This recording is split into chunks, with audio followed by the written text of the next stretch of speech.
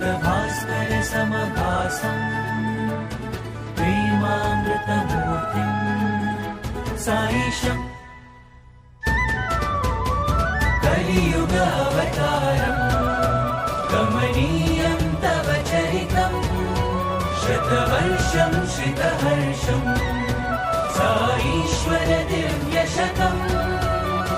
कलियुग अवतारम् कमनीयं तव चरितम् शतवर्षं श्रितहर्षम् साईश्वर दिव्यशतम् करुणावरदं परमं सुखदं परिपूर्ण प्रेम भरितं भुवनं सकलं व्याप्तं विदितं साई सन्देशम्